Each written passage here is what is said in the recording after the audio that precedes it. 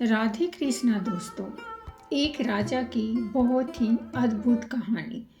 किसी नगर में एक राजा रहता था। राजा बूढ़े होने को आ गए पर उनको कोई बेटा नहीं हुआ, सिर्फ एक बेटी थी।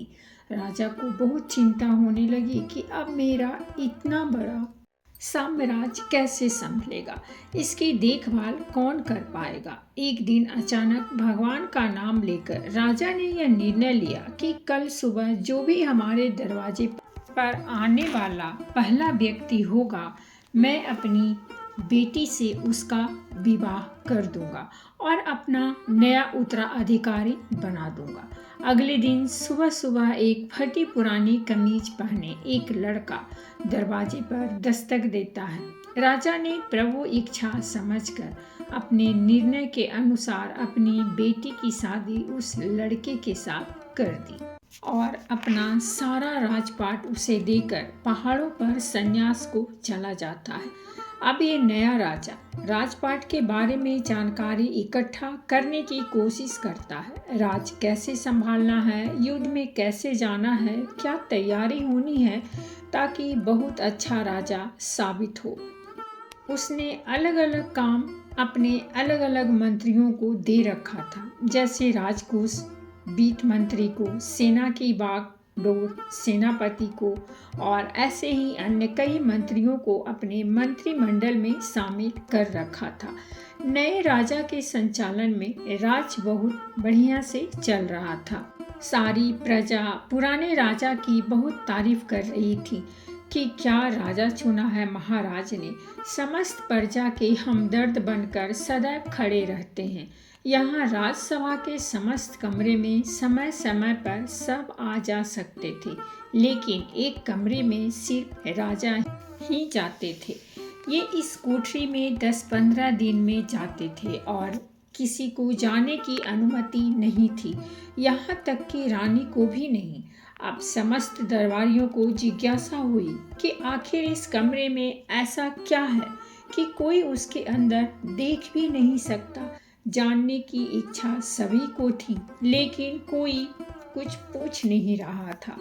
फिर बड़ी हिम्मत करके वित्त मंत्री ने पूछ ही लिया कि माफ़ करिएगा राजा साहब, लेकिन आखिर इस कमरे में प्रवेश वर्जित क्यों है? क्या है इस कोठरी में? राजा ने उन्हें डांट दिया और कुछ नहीं बताया।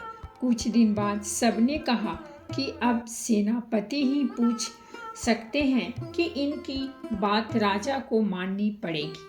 जबकि सेनापति राजा से कमरे के बारे में चर्चा किया तो राजा ने उन्हें भी कुछ नहीं बताया। यहाँ से सबके मन में एक ही विचार आ रहा था कि अब रानी ही है जो इस जिज्ञासा को समाप्त कर सकती हैं। सब ने रानी से कहा कि आखिर इस कमरे में ऐसा क्या है कि महाराज आपको भी जाने की अनुमति नहीं देते। फिर क्या था, रानी ने तो एकदम जिद पकड़ ली कि अब तो मुझे जानना है। राजा के बहुत समझाने के बावजूद भी जब रानी नहीं मानी तो राजा उन्हें ले गए और कमरे का दरवाज़ा खोला।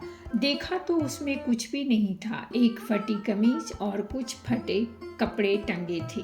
सब ये देखकर हैरान थे तो राजा ने बताया कि मैं अपनी शुरुआत को याद करने के लिए यहाँ आता हूँ। मुझे जब कभी यह अहंकार हो जाता है कि मैं राजा हूँ, मैं इस राज का सम्राट हूँ, मैं ही सबसे बढ़िया हूँ, तो यहाँ आ जाता हूँ।